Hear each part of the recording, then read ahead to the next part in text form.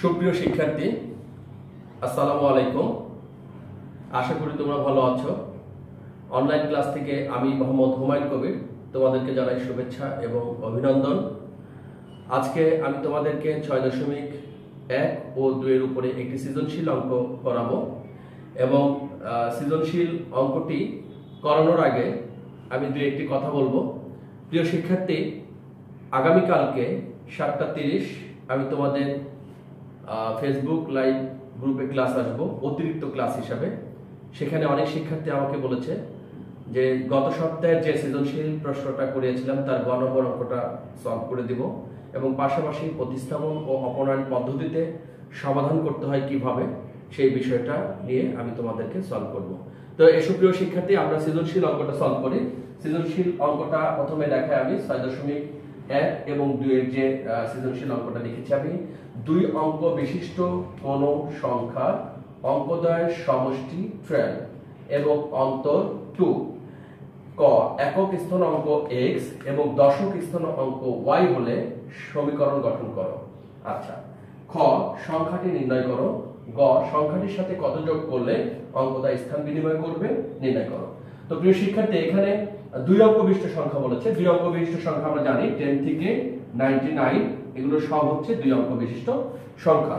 তাহলে আমাদের এমন একটি সংখ্যা নির্ণয় করতে হবে যা হবে 10 থেকে 99 এর ভিতরে এবং সেখানে কিছু শর্ত দেয়া আছে। নাম্বার 1 শর্ত হচ্ছে এখানে বলছে একক স্থানাঙ্ক x, দশক স্থানাঙ্ক y। যেহেতু এটা দেয়া আছে তাহলে আমাদের অঙ্ক করতে সুবিধা হবে। প্রিয় শিক্ষার্থী, আমরা এখন আসো 2 নং প্রশ্নের উত্তর। এবং প্রিয় শিক্ষার্থী, আমি তোমাদেরকে দেখাই, আমি যে শীটটা এই শীটটা আমি তোমাদেরকে গ্রুপে দিয়েছি, সেই গ্রুপের অনুশীলনমূলক শীট সৃজনশীল প্রশ্ন 2 নম্বরটা আমি সলভ করছি এবং তোমরা সবাই ইতিমধ্যে গ্রুপে সেই শীটটা দেখেছো এবং সেই শীটটার অঙ্কটা তোমরা বাসায় করার চেষ্টা করেছো। সেই অঙ্কটা আমি করে দিচ্ছি। তাহলে 2 নং প্রশ্নের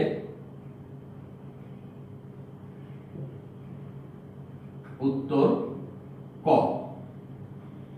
তাহলে 2 নং প্রশ্নের উত্তর ক যদি লিখি আমি, তাহলে দেওয়া আছে কি এখানে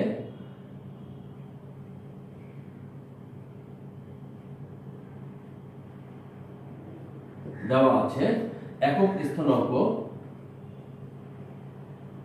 একক স্থানীয় অঙ্ক x এবং দশক স্থানাঙ্ক y। অতএব সংখ্যাটি, প্রিয় শিক্ষার্থী, এককের সাথে 1 গুণ করতে হয় তাহলে x, আর দশকের সাথে 10 গুণ 10y। এটা হচ্ছে সংখ্যাটি।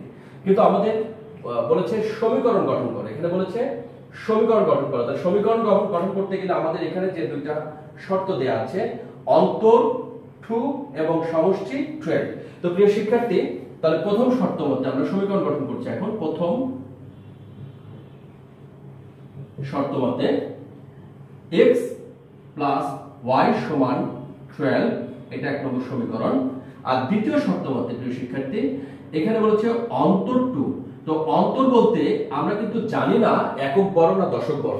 যেহেতু প্রিয় শিক্ষার্থী আমরা জানি না, তাহলে আমাদের কি করতে হবে, এখানে যখন আমরা একক বড় ধরবো তখন লিখব x মাইনাস y সমান 2, এটা 2 নম্বর সমীকরণ, যখন x গ্রেটার দেন y। আবার অথবা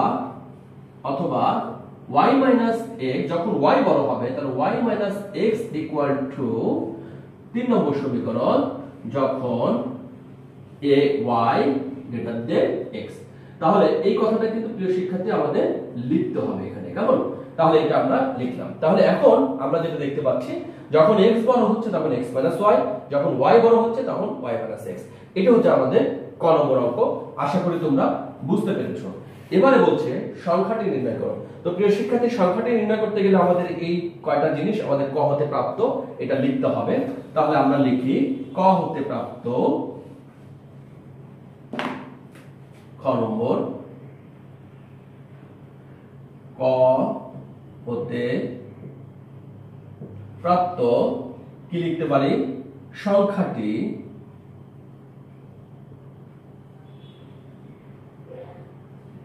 x প্লাস 10y এবং সমীকরণ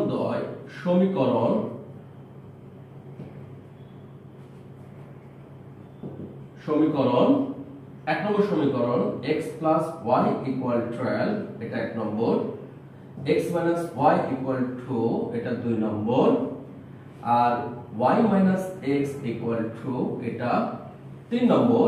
এখানে হচ্ছে x greater than y, এখানে y greater than x। এই কথাগুলো আমাদের প্রিয় শিক্ষার্থী লিখতে হবে, ঠিক আছে? এই দিক খেয়াল করো।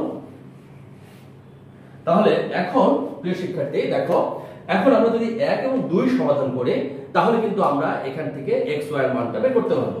লিখি সমীকরণ 1 ও সমীকরণ 2 কি করি, যোগ করি। তাহলে সমীকরণ 1 ও 2 যদি যোগ করি তাহলে কি হচ্ছে x plus y plus x minus y equal 12 plus 2। তাহলে এখানে x কত 2x, y কাটা যাচ্ছে 14, তাহলে x এর মান কত 7।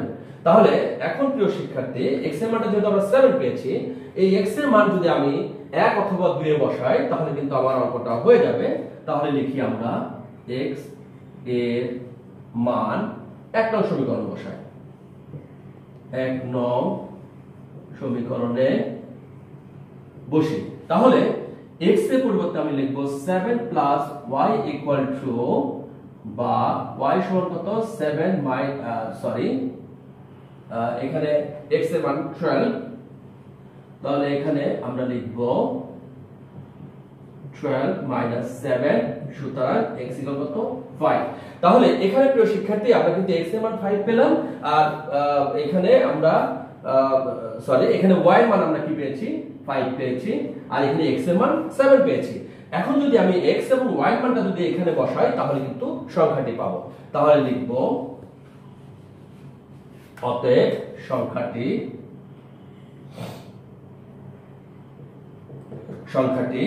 x এর মান প্রিয় শিক্ষার্থী আমরা সংখ্যাটি হচ্ছে x plus 10y ছিল, তাহলে এখানে মান বসাবো।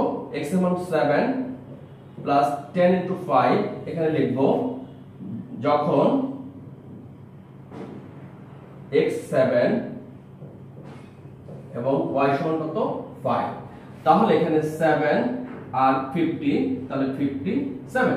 এটা প্রিয় শিক্ষার্থী আমরা কিন্তু একটা সংখ্যাটি পেলাম যখন 1 2 সমাধান করেছি এবং x এর মান 7 এবং 5 হয়েছে, x 7 y 5, তখন কি দেখতে পেলাম। আবার যদি আমরা এখন এখানে করি যে সমীকরণ 1 ও 3 যদি আমরা যোগ করি, 1 ও 3 সমীকরণ 1 ও 3 যদি আমরা যোগ করি তাহলে এখান থেকে কিন্তু আমরা x y এর মানটা আমরা বের করতে পারবো। তাহলে সেক্ষেত্রে আমাদের কিন্তু সংখ্যাটি আরেকটা হবে। হ্যাঁ, তো প্রিয় শিক্ষার্থী আমরা এখন বের করে দেখি। তাহলে 1 ও 3 যোগ করব এটা এবং এটা, তাহলে x plus y plus y minus x 12 plus 2। তাহলে এখানে x কাটা যাচ্ছে, কাটাকাটি খুব মজার জিনিস, প্লাস x আর মাইনাস x ভ্যানিশ, তাহলে 2y ইকুয়াল কত 40। তাহলে y এর মান কত 7। এখন y এর মান যদি আমি প্রিয় শিক্ষার্থী আমি y এর মান যদি আমি 1 নং সমীকরণে বসাই, 1 নং সমীকরণে বসিয়ে, তাহলে এখানে x plus 7 equal 12, বা x কত 12 minus 7, অতএব x কত 5। তাহলে প্রিয় শিক্ষার্থী এখানে কিন্তু আমরা x এবং y এর মানটা পেয়েছি 1 এবং 3 সমাধান করে। এখন যদি আমি এখানে লিখি অথবা সংখ্যাটি বা আবার সংখ্যাটি x plus 10y, তাহলে x এর মান কত 5 আর 10 into 7, তাহলে 5 70। এখন যদি 70 আর 5 যোগ করি তাহলে আমাদের কিন্তু প্রিয় শিক্ষার্থী দুইটা সংখ্যা এখানে বের হচ্ছে 75। তাহলে এখানে উত্তর হচ্ছে 57 বা 75, কারণ এই যে আমরা অন্তরটা 2 বলেছিলাম, একক বড় না দশক বড় সেটা কিন্তু আমরা জানি, তাই আমাদের উত্তরটা দুইটা হচ্ছে প্রিয় শিক্ষার্থী। তাহলে কিন্তু এখানে আমাদের খুবই মানে মজার ব্যাপার যে অঙ্কটা খুব ইজি আমরা করতে পেরেছি। তাহলে অতএব অ্যানসার লিখবো আমরা কি, অ্যানসার লিখবো 57 বা 75। এটা ছিল আমাদের খ নম্বর অঙ্ক। তো এখন আমরা যদি দেখি সংখ্যাটি নির্ণয় করো, তাহলে আমরা সংখ্যাটি পেলাম 57 বা 75। তাহলে প্রিয় শিক্ষার্থী এবার আসো গ নম্বর, সংখ্যাটির সাথে কত যোগ করলে, সংখ্যাটির সাথে মানে এটার সাথে কত যোগ করলে অঙ্কদ্বয় স্থান বিনিময় করবে নির্ণয় করো। তাহলে এবারে আমরা সেই অঙ্কটা করব। গ নম্বর,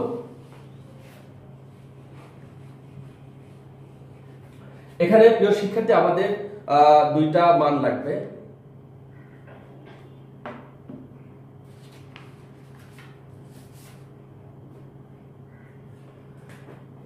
গ নম্বরটা আমাদের খ হতে প্রাপ্ত যখন সংখ্যাটি লাগবে, এবং তার আগে আমরা ধরে নিই যে মনে করি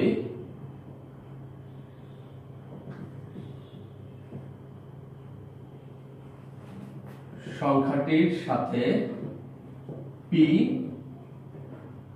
যোগ করতে হবে, আর ক হতে প্রাপ্ত সংখ্যাটি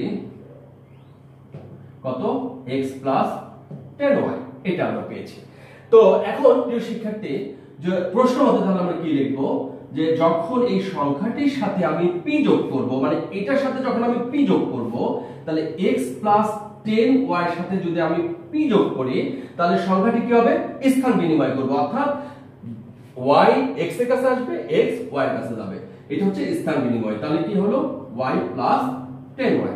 আচ্ছা, তো এখানে আমরা এখন যদি সমাধান করি, তাহলে p টা এই পাশে রাখলাম, y এটা x, তাহলে y প্লাস 10x, কাম ধরে x টাকে ওই পাশে নাও, মাইনাস x, কাম ধরে 10y টাকে ওই পাশে নাও, 10y। তাহলে এখন আমরা p সমান কি পাচ্ছি, 10x থেকে x বাদ দিলে 9x, এটা 9y। এখন এখানে প্রিয় শিক্ষার্থী আমাদের মান বসাতে হবে। তো আমরা যখন কোন মানটা বসাবো, আমরা একটা মান কিন্তু পেয়েছিলাম খ হতে, x এর মান 7, y এর মান কি পেয়েছিলাম 5, এটা একটা মান পেয়েছিলাম। তখন কিন্তু আমাদের সংখ্যাটি হয়েছিল কত, 57। আর আরেকটা মান পেয়েছি আমরা, x এর মান 5 এবং y এর মান হচ্ছে 10, তখন কিন্তু আমাদের সংখ্যাটি হয়েছিল 75, তাই না? এটা 57, এটা 75। তাহলে আমাদেরকে এখন এখানে এই মানটা x এর জায়গা এই মানটা প্রথমে বসাবো আমরা। এই মানটা যদি বসাই, যেটা 57 হচ্ছে সেই মানটা বসাচ্ছি। x এর মান যদি 7 বসাই, 9 * 7, 9 * 5, তাহলে কত, 63 - 45। তাহলে p সমান, অতএব p সমান কত, 18। তাহলে প্রিয় শিক্ষার্থী, আমরা p এর মান কিন্তু 18 পেলাম। এখন আমাকে দেখতে হবে, বলেছে সংখ্যার সাথে কত যোগ করলে যোগফল কি হয়, তার স্থান বিনিময় করে। সংখ্যাটির সাথে কত যোগ করলে অঙ্কদ্বয় স্থান বিনিময় করে। তাহলে 57 এর সাথে যদি আমি 18 যোগ করি, 57 18, 8 7 15, 5 হাতে 1, 5 থেকে 4। প্রিয় শিক্ষার্থী, ওয়াও, এটা কিন্তু মিলে গেছে, কারণ বলেছে সংখ্যাটির সাথে কত যোগ করলে অঙ্কদ্বয় স্থান বিনিময় করে। যেমন 57 এর সাথে যদি 18 যোগ করি, তখন 7 আগে আসছে, 5 পরে যাচ্ছে, তাহলে কিন্তু এই 18টা গ্রহণযোগ্য। এবার আমরা এটার ক্ষেত্রে দেখব, এটার ক্ষেত্রে কি হচ্ছে, সেম ভাবে আমরা প্রশ্ন মতে লিখব। এই কথাটা লেখার পরে এই সেম কাজটুকু আমরা এতটুকু পর্যন্ত করব। করার পরে ঠিক এখানে মানটা আমরা যখন বসাবো, সেই মানটা আমরা এটা বসাবো। তাহলে প্রিয় শিক্ষার্থী, এখান থেকে আমরা চেঞ্জ করি, এখন আমরা মানটা বসাবো এটা। তাহলে 9 এর সাথে যদি 5 আর 9 এর সাথে 7 গুণ করি, এখানে যেহেতু x আমরা খ হতে পেয়েছি কত, 5, আর y পেয়েছি কত, 7। আচ্ছা, তাহলে এখানে 45 আর 63 - 80। প্রিয় শিক্ষার্থী, এখানে যেহেতু মাইনাস মানটা আসছে, কারণ 75 এর সাথে তুমি 18 যোগ করতে পারছো না, 18 বিয়োগ হয়ে যাচ্ছে। আর যেহেতু আমাকে যোগ করতে বলেছে, তাহলে এখানে যেহেতু মাইনাস মানটা, এটা গ্রহণযোগ্য নয়। আমরা এখানে লিখব গ্রহণযোগ্য নহে। হ্যাঁ, তাহলে আমাদের কিন্তু উত্তরটা আমরা পেয়েছি। তাহলে আমরা কিন্তু পেয়েছি যে সংখ্যাটির সাথে কত যোগ করতে হবে, 18 যোগ করতে হবে। তাহলে আমাদের উত্তরটা হবে, শিক্ষার্থী, সংখ্যাটির সাথে আমরা কত যোগ করব, অতএব সংখ্যাটির সাথে 18 যোগ করলে অঙ্কদ্বয়